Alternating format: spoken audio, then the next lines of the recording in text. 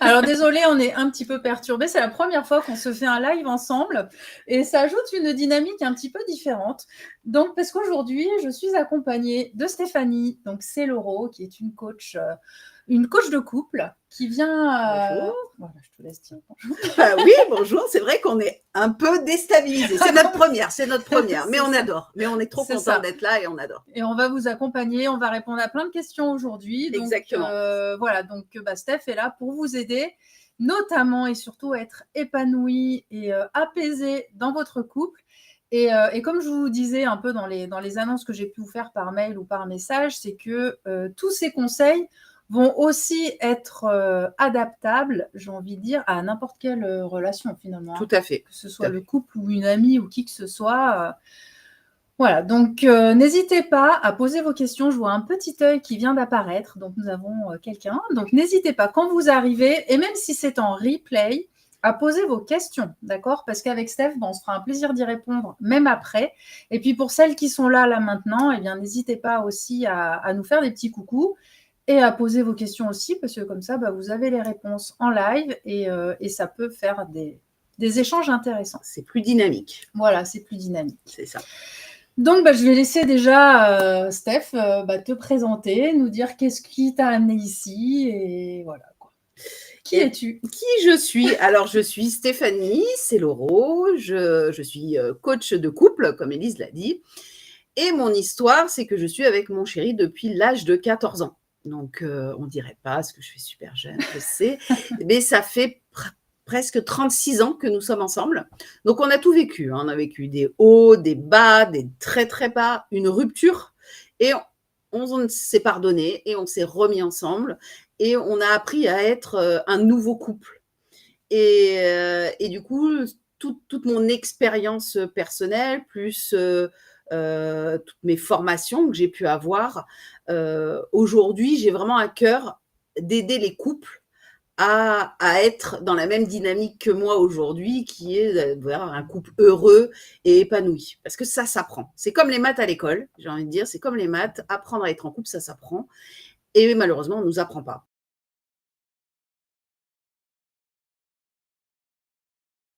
Les schémas d'enfance dans la société, puis on se dit ça doit être comme ça parce que c'est comme ça. Non, il y a, j'ai envie de dire, il y a une recette pour être heureux en couple et ça s'apprend. Et du coup, aujourd'hui, j'ai à cœur d'apprendre et j'accompagne énormément de couples à justement à changer leur dynamique de couple pour remettre, moi j'aime bien dire des paillettes dans leur couple, ou on peut dire des papillons dans le ventre, comme vous voulez. Mais donc voilà. Je suis Stéphanie. Merci Stéphanie. Je vois qu'entre-temps, on a Isabelle qui est arrivée. Donc, coucou Isabelle, très contente aussi de vous retrouver. Coucou Isabelle. Et puis, n'hésitez pas donc à poser vos questions pour celles qui sont là. Et je répète aussi en replay, n'hésitez pas à poser vos questions. Et c'est vrai que moi, entre autres, je me fais régulièrement coacher par Steph aussi pour nos petits conflits de couple. Et c'est vrai qu'en effet, ça s'apprend. Il y a des techniques à mettre en place et qui aident énormément. Et ça fait beaucoup de bien. Ça, c'est clair. Merci.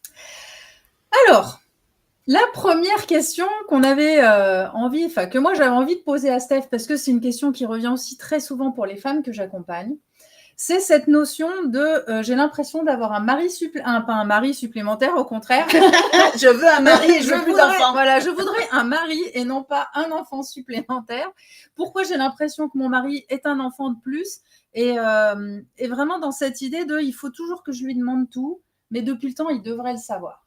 Voilà. Qu'est-ce que tu conseilles pour ce genre de réflexion? Alors ça, c'est quelque chose que tu entends souvent, mais que j'entends aussi pratiquement tout le temps. Oui, mais moi, mon mari, je suis obligée de tout lui dire parce que sinon, il ne sait pas faire, il ne fait pas. C'est moi qui gère tout, je fais tout. Et en fait, elles sont épuisées. Moi, les femmes que je rencontre, elles sont complètement épuisées, elles gèrent tout. Et en fait, elles se disent c'est bon, j'ai déjà 2 gosses, moi le 3e, j'en peux plus. Et limite, peut-être que je peux pas me séparer de mes enfants parce que c'est moi qui les ai faits, mais je peux quand même me séparer peut-être de mon mari parce que du coup, cette charge, elle commence à être un peu trop lourde. Et souvent, je leur pose une seule question en disant ok, mais est-ce que tu le dis à ton mari que c'est lourd pour toi? Et la réponse, généralement, c'est non, ça fait 20 ans qu'on est ensemble, non, il doit le savoir. C'est ça. On est d'accord. Il doit le savoir, il doit le deviner. Stop, les filles. Alors, je dis stop, mais en même temps, on est bien d'accord, je ne vous juge pas parce que j'étais comme vous. Moi, pendant plus de 25 ans, c'était non, mais attends, on se connaît depuis plus de 20 ans, je l'ai rencontré à 14 ans, il me connaît par cœur. Warning, non, en fait, il ne nous connaît pas par cœur du tout. Et en fait, il faut dire ce qu'on a besoin, ce dont on a besoin, exprimer nos besoins. Et ça, j'ai envie de vous dire, la société ne nous l'apprend pas à exprimer les besoins. Et ça s'apprend à bien communiquer, à exprimer ses besoins, à exprimer ce qu'on attend. Et l'un des conseils que je vous donne, mais c'est vrai que c'est des fois compliqué à mettre en place seul, c'est de se poser la question, voilà tout ce que je gère, où est-ce que je peux déléguer des choses? Alors, je vous entends déjà, parce que je les ai toutes entendues. Oui, mais bon, je vais plus vite si je le fais moi, parce que si je lui dis, il va prendre du temps. À un moment donné, je vais perdre plus de temps à lui expliquer ce qu'il faut faire qu'à le faire. Puis c'est pas bien fait. Et c'est pas bien fait, c'est pas fait comme je voudrais. Je l'entends, je suis d'accord, j'ai fait la même. Sauf qu'à un moment donné, c'est pas nous aider, c'est pas aider l'autre. Parce qu'en fait, on prend la place des deux dans le couple et on n'est plus à notre juste place. Donc en fait, on se plaint, nous en tant que femmes, de tout gérer et que on a un troisième enfant, mais en vrai, on le met à cette place-là si on réfléchit vraiment. C'est nous qui le positionnons à cette place-là parce que c'est quand même vachement plus facile de le faire nous, ça va plus vite. Alors que non, c'est de se poser, de dire ok, t'iras à ton rythme, mais moi ça je gère pas. Alors je vous donne un exemple parce qu'on est bien d'accord que je suis passée par là. Hein. Donc moi je me suis fait accompagner pendant plus de 10 ans en thérapie. Et effectivement, j'arrive et je dis moi mon mari je gère tout, je fais tout. Et là elle me dit il faut que tu lui donnes le plateau d'argent. D'accord. Alors elle avait visualisé ça comme ça et elle me dit tu mets quelque chose sur le plateau et tu lui donnes. Donc, réellement, du coup. Réellement, ouais, réellement. Donc, voilà, j'ai pris un plateau, quoi. j'ai mis un truc que j'ai mis, donc c'était un verre, je vous passe. Et effectivement, je lui dis, ce verre-là, c'est l'orthodontiste des enfants. Je ne veux pas gérer l'orthodontiste des enfants. Donc là, il a paniqué, mais comment ça, mais comment, parce que je dis, non, on va en avoir 2, c'est le premier qui passe, tu gères et tu géreras pour les 2. Alors, je veux bien t'accompagner au départ sur 2-3 trucs, mais après, je ne veux plus jamais entendre l'orthodontiste des enfants. C'est-à-dire que tu gères à les emmener, tu gères payer les factures, tu gères tout. La prise de rendez-vous. Tout. Donc, je vous avoue, je l'ai paniqué. On est bien d'accord, il a paniqué, il n'était pas bien. Donc, au départ, il m'a posé des questions. Les feuilles de soins, machin. Bon, voilà. Et j'ai géré un peu avec lui, je lui ai montré, mais je lui ai montré qu'une fois. Et derrière, il est sorti de sa zone de confort, ou plutôt sa zone de connaissance. Mais franchement, on a eu 2 enfants, il a géré ça parce que ça dure longtemps. Les soins orthodontistes, c'est au moins 3-4 ans pour chaque enfant. Donc, vous imaginez, je n'ai jamais mis les pieds chez l'orthodontiste. Et ça s'est très bien passé. Mais par contre, à la base, j'ai délégué et je lui ai dit, je ne veux rien entendre. Je vous avoue, il y a eu des petits loupés. Bien sûr, il y a eu le petit loupé de j'oublie de payer la facture. Je dis rien, j'attends. Il a un rappel, il paye au rappel, c'est pas grave. Alors, c'est un gros travail sur nous à faire, de lâcher prise, mesdames. C'est vraiment le travail de lâcher prise. Donc, le seul conseil sur cette question, j'ai envie de vous dire, c'est lâcher prise et exprimer, déléguer, même s'il ne le fait pas comme vous le faites, ou comme vous l'auriez fait. Mais en fait, il faut vous libérer de certaines tâches parce que sinon, c'est trop compliqué. Ouais. Mais c'est ça, en fait, c'est vraiment d'accepter que ce soit pas fait comme on voudrait. Exactement. Je pense que... Et puis de l'avertir, parce que c'est vrai que moi, il y en a plusieurs aussi, des fois, qui me disent, oui, mais tu vois, hier soir, j'ai décidé que j'allais pas faire à manger. J'ai attendu jusqu'à 21h. Et à 21h, c'était toujours pas prêt. Oui, mais en même temps, le pauvre, depuis toujours, il n'a jamais rien eu à gérer. Et là, tout d'un coup, il n'y a pas... Donc, si on ne lui dit pas, tiens, au fait, est-ce que tu peux préparer le repas ? C'est normal que spontanément, ça ne vienne pas de sa part, quoi. Exactement. Je vois qu'on a des petits commentaires. Alors, Isabelle qui nous dit, mais oui, j'en prends conscience au bout de 25 ans. Bon, mieux vaut tard que jamais. J'imagine que c'est le fait de l'avoir considéré aussi, lui, comme un enfant, que c'est de ça dont vous faites révérence. Et Garas. Alors, je ne sais pas qui c'est. Bonjour à vous deux. Bonjour aussi. Bonjour. Mais comme c'est un pseudo, on ne sait pas qui c'est Garas. Bon, j'imagine qu'on se connaît, peut-être. Peut-être, en tout cas. Voilà. C'est Elodie. Ah, c'est Elodie. Donc, c'est la copine d'Isabelle, si je comprends bien, si j'arrive à recouper les choses. En tout cas, merci de participer. N'hésitez pas à poser vos questions ou à interagir aussi. Tout à Si fait. ce que vous dit Steph vous parle et que vous avez envie d'échanger vous aussi les stress que vous avez, puis les petits conflits que vous avez avec votre mari, c'est avec grand plaisir. J'y répondrai avec grand plaisir. Je pourrais vous donner des petites pépites. Voilà. Mais effectivement, c'est là quand j'entends, ça fait au bout de 25 ans, j'en prends conscience. Et ben oui, parce que au départ, on sait pas, donc on rentre dans la relation comme ça, et puis on prend le dessus. Et puis il suffit qu'on soit des femmes un peu dynamiques, un peu yang, avec ce truc de il faut que je gère. Alors moi, je viens d'une famille où les femmes sont toutes très fortes, elles gèrent beaucoup de choses. Donc, effectivement, j'ai pris le même chemin. En fait, j'avais cet exemple-là, donc il fallait que je gère. Et du coup, ouais, effectivement. Il y a ça. Puis après, c'est vrai qu'au début, en général, on est jeune. Il n'y a pas forcément les enfants. Enfin, il y a plein de contraintes en moins qui s'accumulent. Puis passer un moment, on ne peut plus. Sauf que du coup, il faut redistribuer les cartes, quoi. Et puis surtout, vous avez le droit de changer, mais il faut prévenir l'autre. Il ne peut pas deviner que vous avez envie de changer. C'est pas possible, en fait. La réalité, c'est, j'ai pas envie de préparer à manger ce soir, c'est OK, il n'y a pas de souci. Par contre, on lui dit, amour, ce soir, c'est pour toi le repas. J'ai pas envie, là, je me pose, je suis fatiguée, fais le repas. Moi, chez moi, je ne fais pas le repas. C'est pas moi qui cuisine, c'est soit ma fille, soit mon mari. Il y a des fois où mon mari ou ma fille n'ont pas envie, et là ils me disent non, non, là j'ai pas envie, ou mon mari qui me dit chérie, non, là non, flemme, ok, je m'y colle, il n'y a pas de souci, mais ils me préviennent. Ouais. Oui, c'est ça, les rôles sont peut-être plus ou moins prédéfinis au départ. Exactement. Toi tu es responsable de ça, toi de ça, toi de ça, mais quand exceptionnellement on veut que ça change, on peut, mais il faut le prévenir et l'avertir, quoi. Et alors, je rebondis sur les rôles doivent être dispatchés, et ça, c'est une des solutions. C'est-à-dire qu'à un moment donné, si aujourd'hui vous avez tous les rôles, la répartition n'est pas bonne. Donc là, on n'y est pas. Donc effectivement, c'est peut-être se poser et répartir les rôles. Nous, c'est ce qu'on a fait. Effectivement, aujourd'hui, on a réparti les rôles. Moi, j'aime pas préparer à manger. Mon mari adore ça, ma fille aussi. Ils ont pris cette tâche-là. Moi, j'ai pris le ménage. Moi, par contre, effectivement, j'adore de faire le ménage et de ranger après eux. Ça me dérange pas du tout. Eux, ils cuisinent. Moi, je range la cuisine. C'est OK. Mais nos rôles sont définis en amont. Alors qu'avant, je faisais la cuisine, je rangeais la cuisine, je faisais tout. Et en même temps, ça me saoulait parce que j'aimais pas. Et du coup, j'étais énervée. Du coup, ça a amené au conflit. Alors que là, une fois que les rôles sont bien mis, et en fait... Donc, je vous invite à répartir vos rôles. Ouais. Et puis, à ce que ce soit, je dirais moi aussi, dans un échange. Pour que chacun, parce que comme dit Steph, son mari aime cuisiner, elle n'aime pas cuisiner, mais elle aime bien faire le ménage. C'est aussi de dire, tiens, toi, qu'est-ce que tu aimes faire? Moi, qu'est-ce que j'aime faire? Essayez au maximum que chacun fasse ce qu'il aime. Après, s'il y a des trucs qu'aucun des deux n'aime, on essaie de trouver un juste milieu pour que chacun ait sa tâche obligatoire à faire, mais dans l'idéal, d'aller vers ce que chacune ou ce que chacun aime faire, quoi. C'est mieux. Exactement. Après, on a tous des envies. Et puis après, on a tous aussi peut-être la même chose qu'on n'aime pas. Tout ce qui est administratif, les factures, généralement, c'est ni l'un ni l'autre, quoi. Ok, moi, je prends cela et tu prends cela, quoi. Parce qu'à un moment donné, pourquoi ça serait que moi qui devrais tout prendre? Donc, répartition des tâches. Bon, super. Et lâcher prise. Voilà, et du coup, et puis finalement, lui redonner de la responsabilité. Et pour qu'il sorte de la position d'enfant, pour qu'il redevienne un adulte, en fait. C'est tu es responsable de ça et tu gères, quoi. C'est ça. Mais pensez bien, mesdames, que ça part de nous. C'est nous qui, au départ, avons tout pris et qui l'avons mis sur cette place-là sans nous en rendre compte, en fait. Et là, c'est la prise de conscience. C'est prendre conscience, en gérant tout, j'ai pas aidé le couple.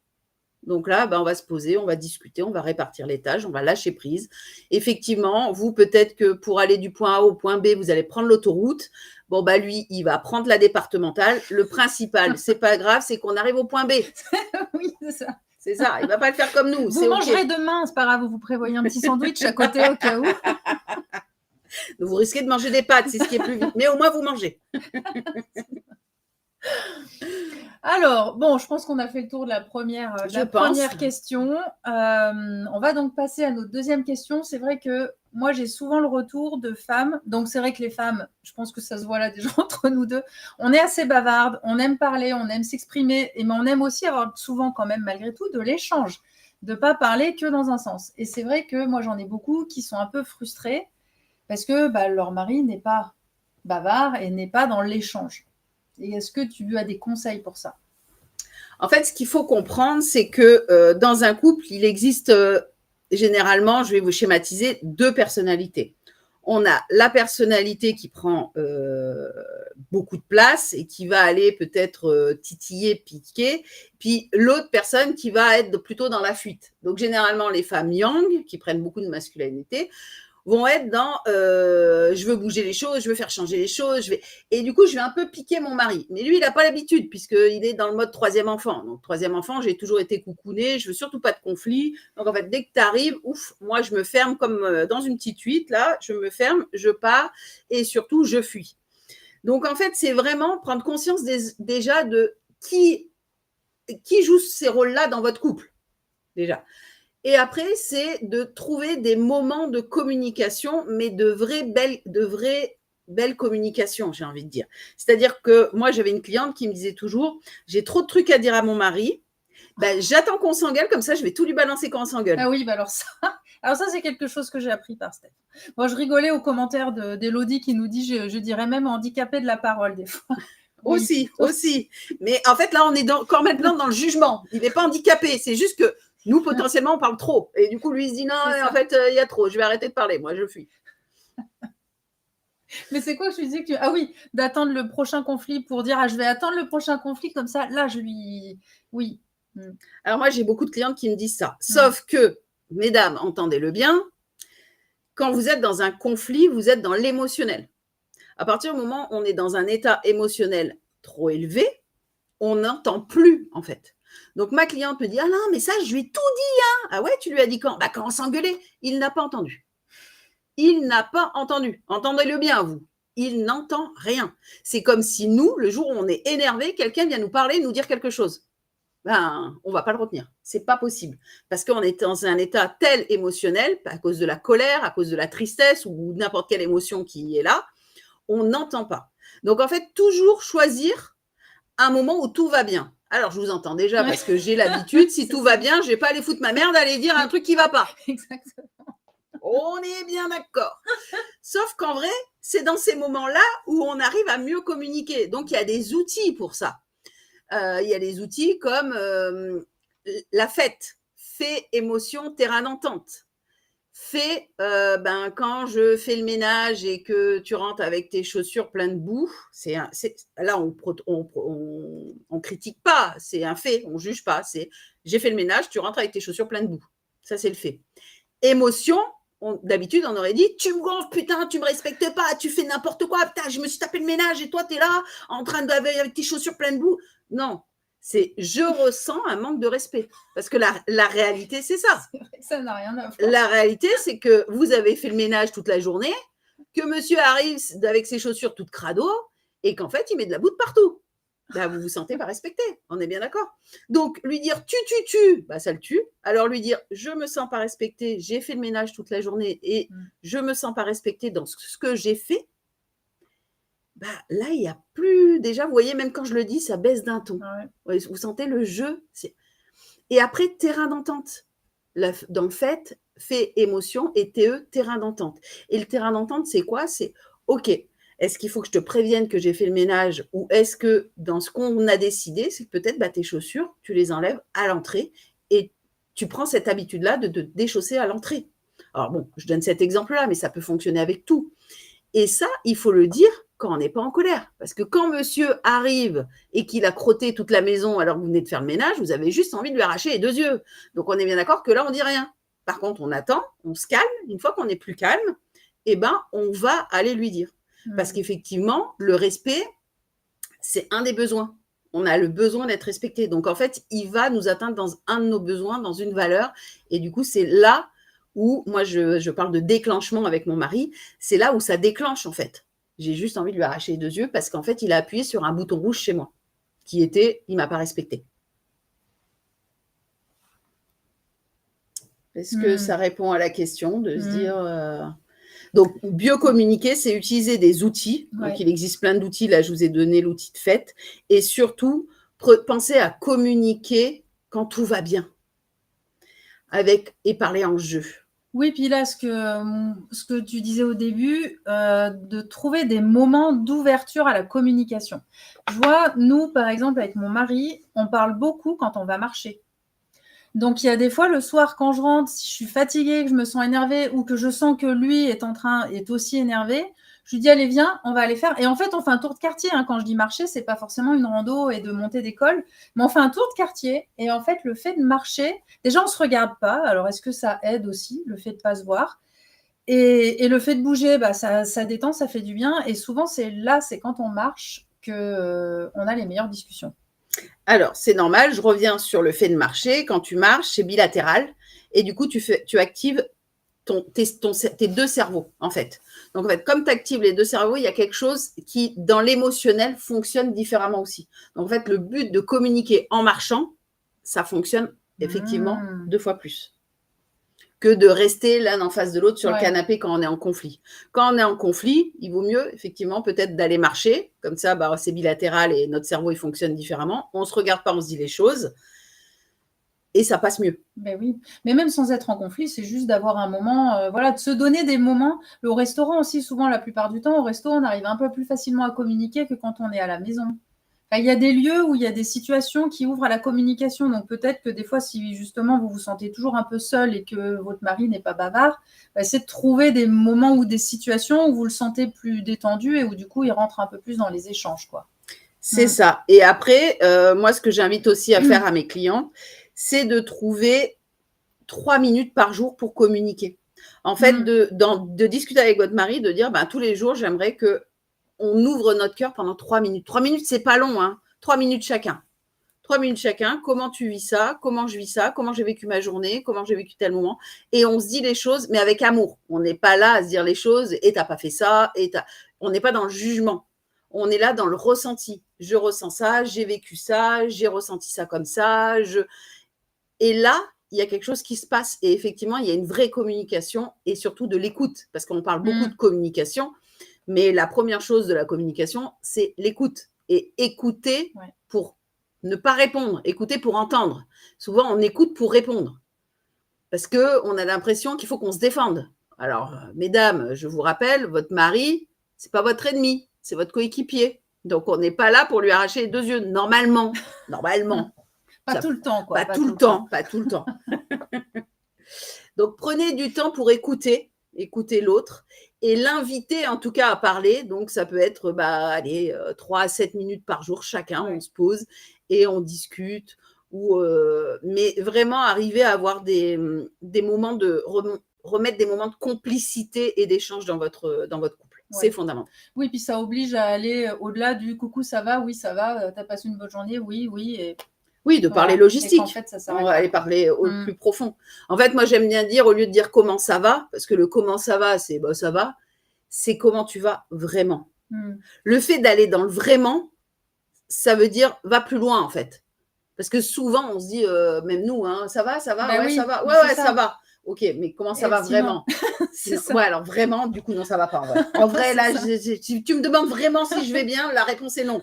Mais sur le coup, on va dire oui, parce que on nous a toujours appris à dire oui. Ben oui.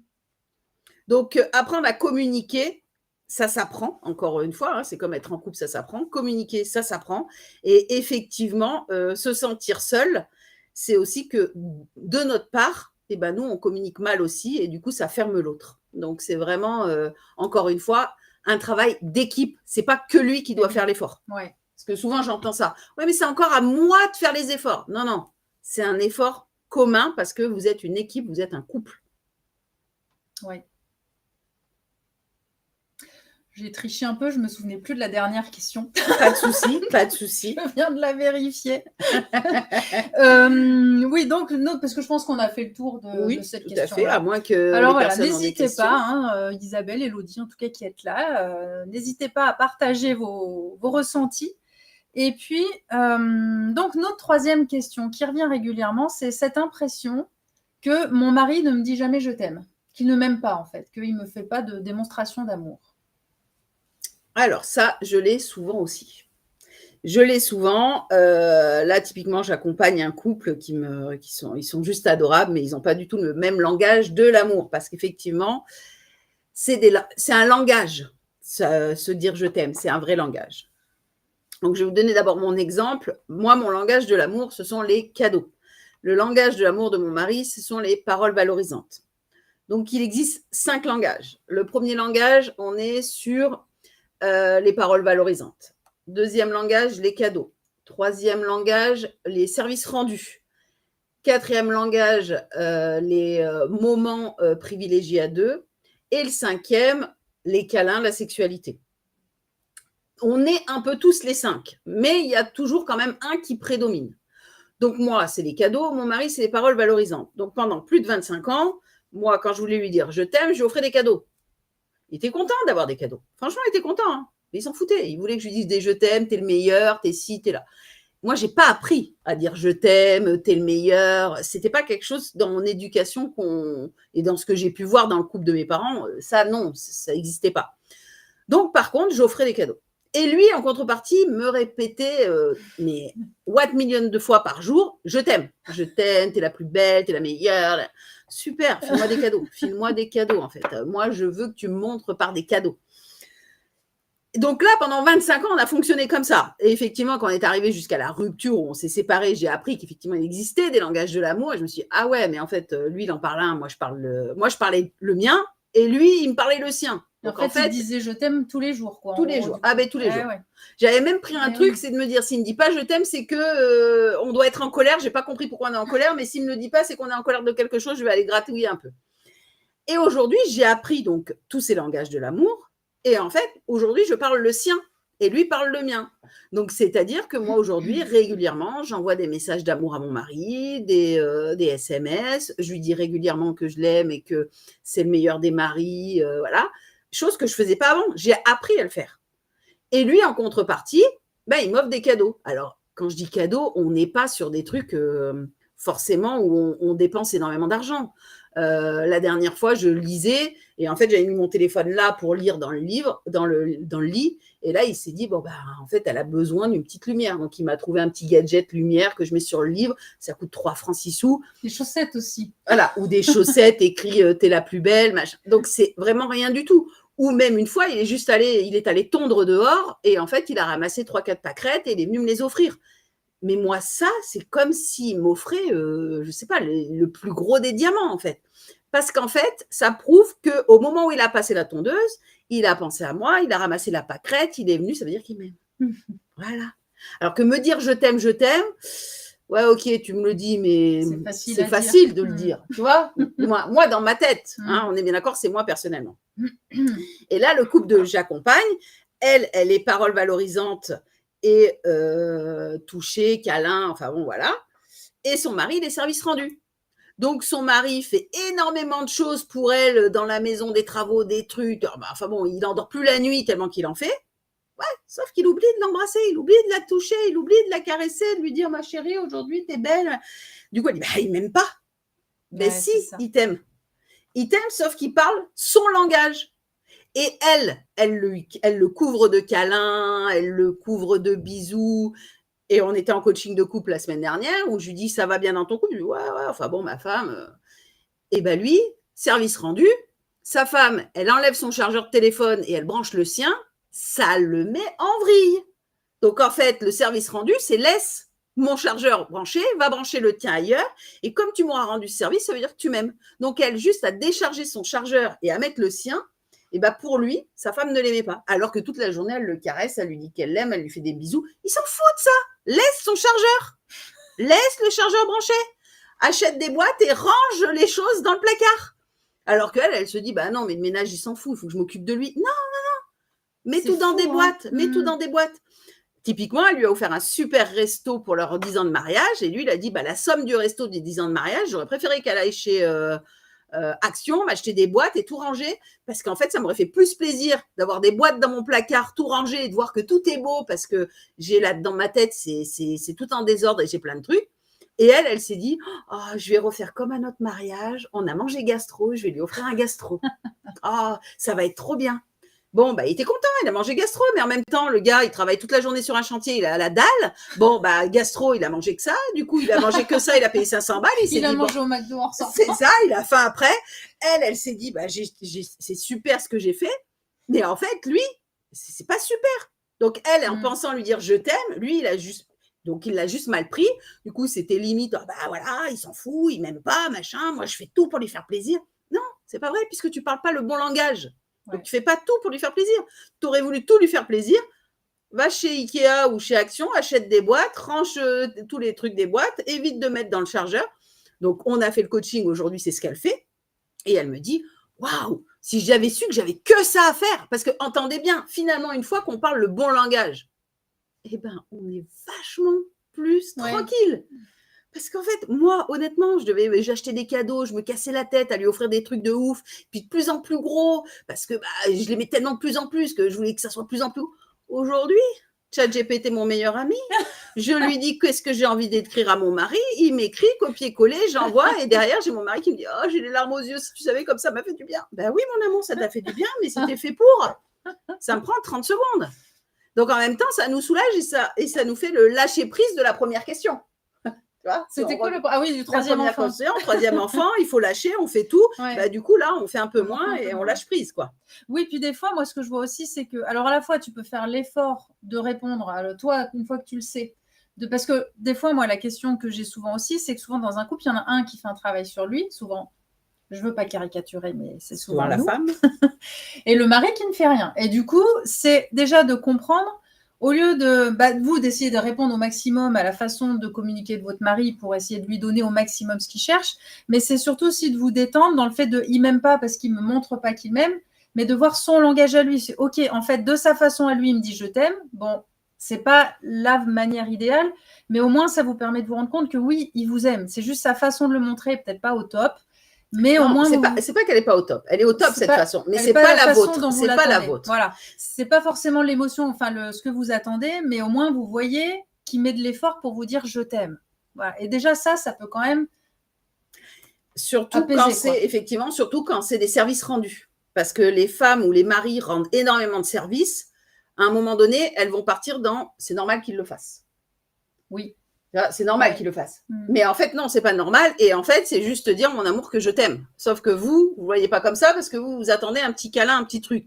Sauf que le mari qui rend plein de services, comme là avec ma cliente, où son mari a tout cassé la maison et refait la maison, il est chef de chantier, il dort 3 heures par nuit, il lui fait le palace qu'elle a envie.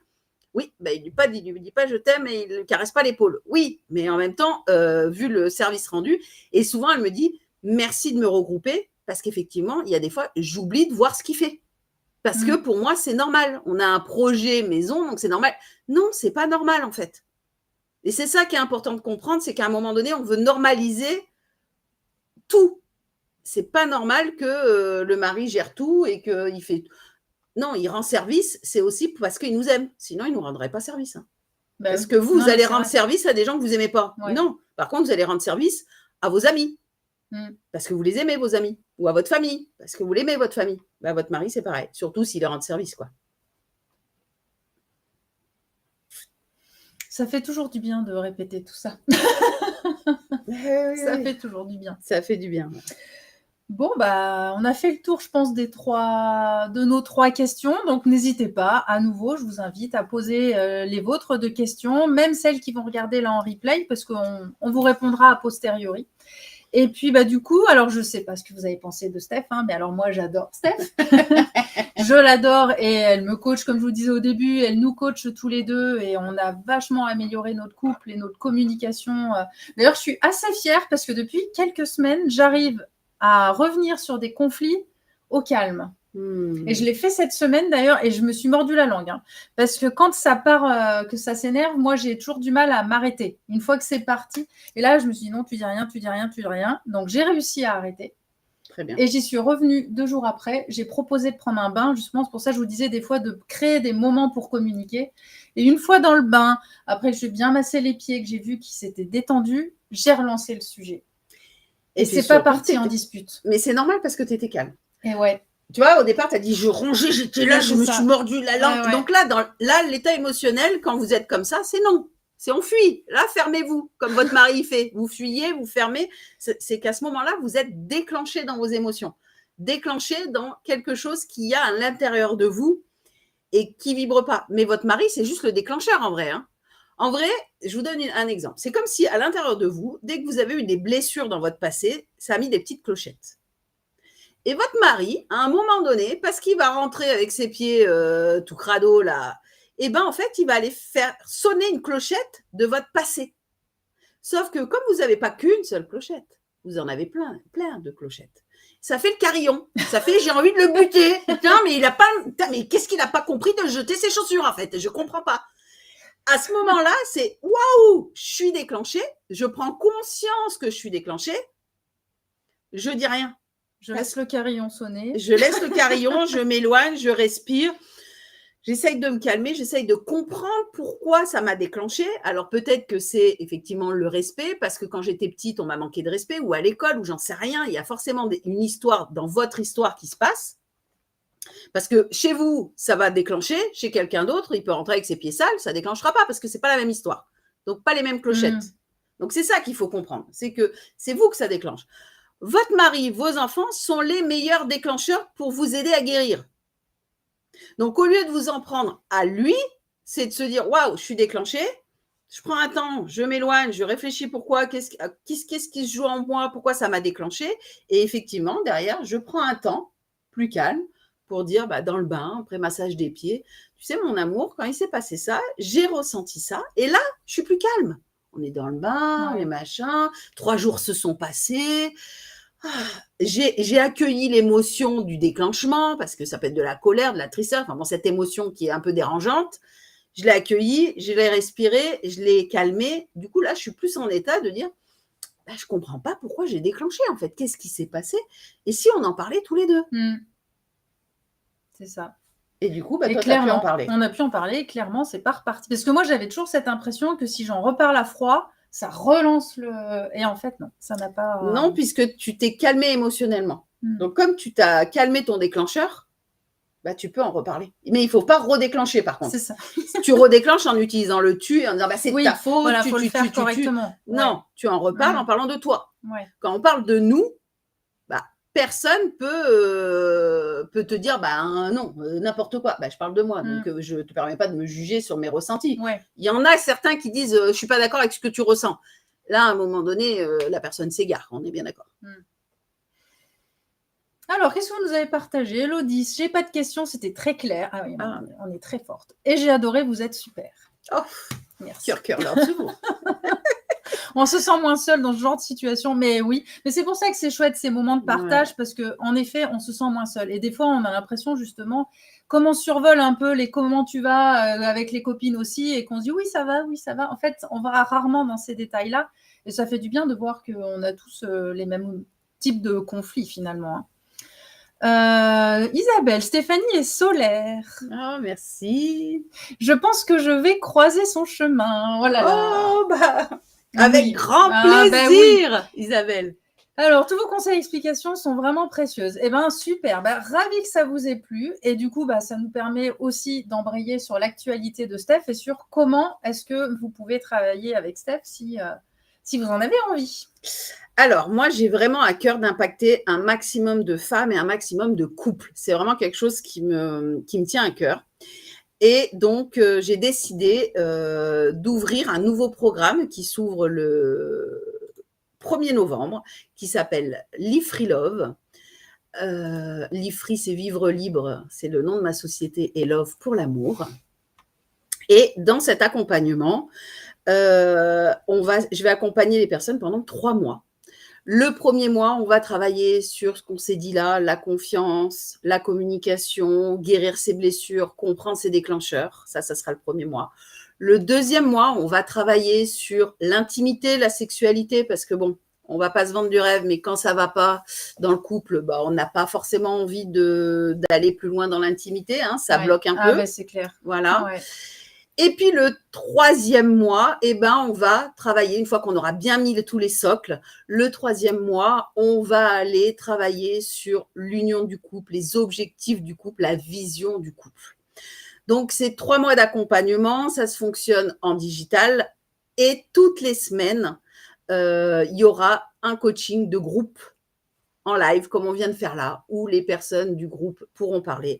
Donc, c'est un premier lancement. Je veux un petit groupe Donc, en fait, il n'y a pas beaucoup de place parce que je veux vraiment faire quelque chose d'intime, pouvoir aider un maximum. Donc, grand maximum 10 places, je pense, 10-15 places. Je peux juste poser une petite Bien question. sûr. Quand tu dis coaching de groupe, parce que tu dis c'est comme là, mais c'est pas tout à fait comme là, Non. dans le sens où chacune aura sa vidéo, il y aura plus, l'interaction sera plus facile que là par le chat. Tout à fait, tout à fait. On aura un lien Zoom, on ira dans une pièce que pour nous, donc on sera un petit groupe d'une dizaine, quinzaine de personnes, où là, bah, vous pourrez répondre, je répondrai aux questions de la semaine où vous aurez travaillé dessus.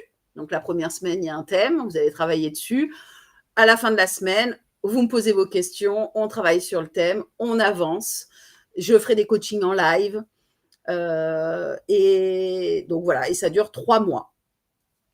Et comme c'est un lancement, le prix de lancement est vraiment tout doux.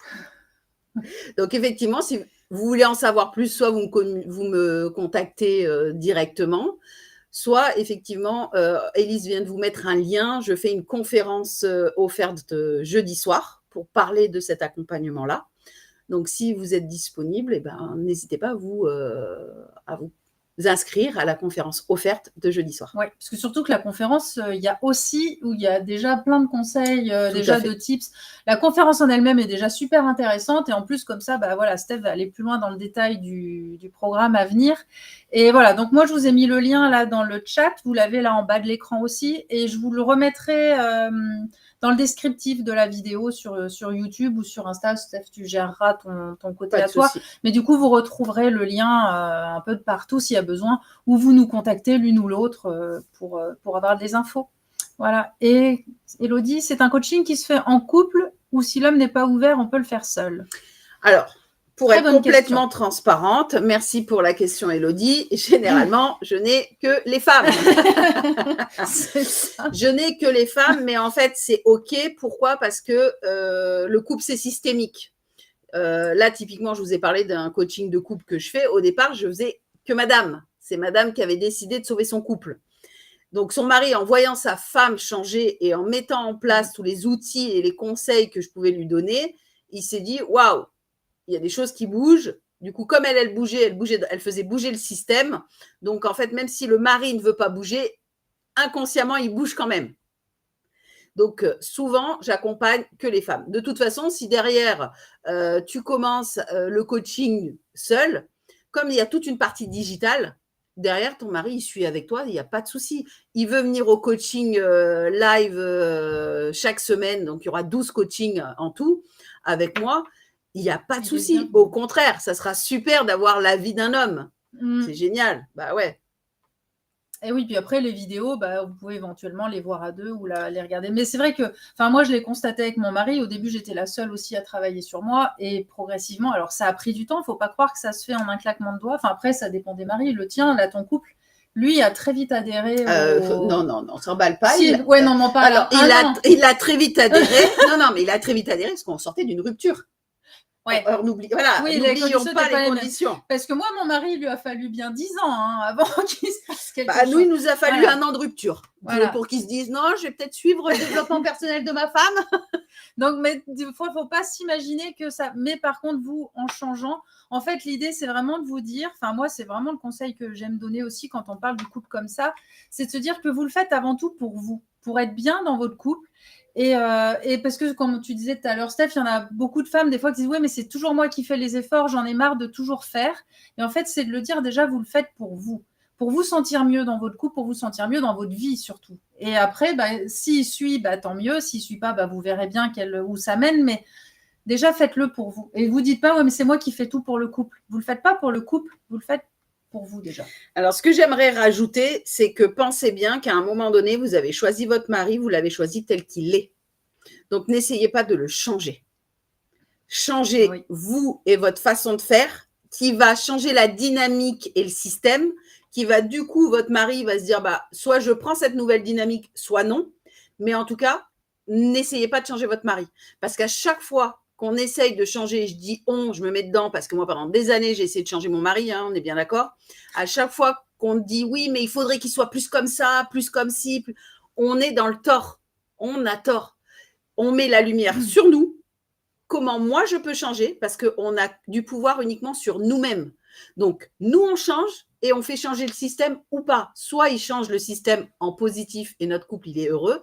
Soit ça change le système, on a tellement changé qu'on prend un nouveau chemin et là, potentiellement, c'est possible de se séparer. Mais en tout cas, lumière sur nous, on est 100% responsable, on a du pouvoir uniquement sur nous, donc on n'essaye pas de changer l'autre. Parce que si on essaye de changer l'autre, ça amène au conflit et à la destruction du couple. Ouais, entièrement d'accord avec vos paroles. Ouais. Merci. Il y avait quoi? Super, merci la réponse. J'aimerais qu'il finisse par y venir. Par y venir aussi. Ah voilà, c'est ce que je dis. Soit tu changes, Élodie, et du coup ça l'amène à changer avec toi parce qu'il voit et que ça l'intéresse. Soit il n'a pas envie, mais c'est OK. Oui. Mais il faut que vraiment pense lumière sur soi. C'est ça. Tu vois, j'aime bien le commentaire d'Isabelle, c'est oui, moi je change et qui m'aime me suivent. C'est un peu ça. Mais je change, mais dans le respect de l'autre. C'est pas je change et je m'en fous, il m'aime, il me suit, il me suit pas. Non. C'est je change, je respecte l'autre, je respecte ses besoins, je comble ses besoins, je lui explique les besoins que j'ai pour qu'il me les comble. Et on est vraiment dans l'amour et pas dans le moi je change, il n'est pas d'accord, je m'en fous, je me barre, il a qu'à suivre. Non, on n'y est pas là. Non, alors je sais qu'elle est pas. Non, mais mais c'est vrai, tu fais bien. Pas Isabelle, mais je pense que j'ai déjà entendu des clients qui me disent moi, de toute façon, je vais le faire pour moi, et puis s'il n'est pas content, il dégage. Non, on n'est pas là-dessus. Non, on est vraiment dans l'amour, la bienveillance. Le but, quand même, de sauver son couple. Exactement. Moi, le but, c'est de raviver les vieux couples. Quand je dis vieux couple, c'est d'une dizaine, quinzaine d'années, et qui ont commencé à perdre cette petite flamme. Et qui a juste à rallumer, en fait. À rallumer avec les bons outils, les bonnes choses, les bonnes clés. Et moi, je vous donne tout ça, en fait. Ah ouais. Mais moi, je peux vous dire que c'est assez impressionnant. Enfin, là, moi, je connais Steph, elle était déjà remise en couple avec son mari. Et quand je les vois aujourd'hui, j'imagine pas tout ce qui a pu se passer. Enfin, on dirait qu'ils viennent de se rencontrer. Le jour où j'ai su que ça faisait 36, c'est ça? 36 ans. 36 ans. Je dis, non, mais c'est pas possible, on dirait un jeune couple. Et ouais, donc c'est vraiment la preuve que, alors après, c'est ça, c'est que ça se fait pas tout seul. Ça s'apprend et ça oblige à se mettre en action, mais un peu comme pour tout, finalement, croire qu'il existe des remèdes miracles pour quoi que ce soit, ça n'existe pas. Et ouais, mais ça vaut le coup. En tout cas, ça vaut le coup. Puis ça se nourrit vraiment au quotidien. C'est pas je fais cette action, il va le faire. Non, c'est je travaille sur mon couple au quotidien. Je remets du fun dans ma vie, je remets de l'humour. Moi, je ne savais même plus rire avec mon mari. Aujourd'hui, on se prend des barres de rire tous les jours. Oui, vous vous marrez en plus. Ah oui. L'autre jour, elle a fait une vidéo, elle s'était planquée par terre dans le couloir, dans le noir, et sa fille les filmait quand il est rentré, il lui a sauté dessus, couché par terre. Il n'y en a qu'une qui riait, c'était Steph. Lui, il était dit, mais c'est quoi ma femme, c'est quoi? C'était très drôle cette vidéo. Ouais, c'était drôle. Peut-être que je la partagerai sur les réseaux, tiens. Alors, Élodie, oui, je suis prête à y aller, j'imagine, et on verra s'il prend le train en route ou pas. Et comme ma bichette Isa, qui m'aime me suivent, et d'ailleurs Isabelle, je te suis. Ouais, vous vous suivez pas mal, je trouve toutes les deux. En plus, c'est chouette. Ça, c'est hyper chouette d'avoir aussi un environnement. Enfin, l'environnement, nous, on le voit toutes les deux. Mais surtout des environnements qui vous tirent vers le haut et de vous entourer aussi au maximum de personnes qui vous stimulent comme ça, qui vous tirent vers le haut et pas qui vous ramènent et c'est hyper important. Ouais. Puis là, ce que je voudrais rajouter, c'est que comme ce programme que je lance, c'est le premier, pour remercier toutes les personnes qui seront parties, qui auront pris le premier wagon, en fait, toutes les prochaines années, pour elles, ça sera offert. C'est-à-dire qu'elles n'auront plus à payer les prochaines années. Elles seront toujours dans le groupe, elles feront toujours les lives et elles auront toujours les coachings offerts. En tout cas, voilà. Donc, ça, c'est chouette. C'est le moment de prendre le prénom. Les rappels, c'est indispensable, en fait. Enfin, moi, je me rends compte, c'est... Ouais. Donc, voilà. Dis donc, sacré cadeau. C'est un vrai cadeau pour celles qui osent franchir le pas aujourd'hui et de se dire non, mais je veux travailler sur moi, je veux apprendre beaucoup de choses sur moi et ce qui va aider mon couple. Ouais. Quand j'ai une de mes clientes qui est venue me voir en janvier l'année dernière, elle était en instance de divorce. Donc, ils allaient signer le divorce. Et là, elle m'appelle en me disant j'ai entendu parler de vous, je veux reconquérir mon mari. Elle m'a contactée, je crois que c'était le 10 janvier, le 25 janvier. ils avaient annulé la procédure de divorce. Aujourd'hui, on travaille toujours ensemble. Aujourd'hui, maintenant, le mari vient aussi. Tellement qu'elle a changé dans le système. Elle a mis tellement de choses en place que du coup, elle a reconquéré carrément son mari à 2 doigts du divorce. Donc, cette histoire, je trouve toujours magique. C'est chouette, ouais. C'est clair. Ouais. Moi, ce que j'ai aimé dans ce que tu viens de dire aussi, c'est en fait, je travaille sur moi pour que ça rebondisse sur mon couple.